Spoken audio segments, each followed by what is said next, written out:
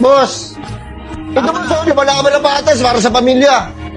Kaya nga alam mo, saan ako bumabangon eh. Hindi, okay lang Para sa pamilya ko pala. Boss, may kuwento lang ako saglit, boss, ha?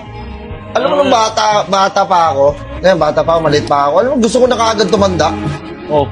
Tumanda na ako, gusto ko na bumalik sa pagkabata. Kasi ito na pala yung tunay na laro ng mundo, no?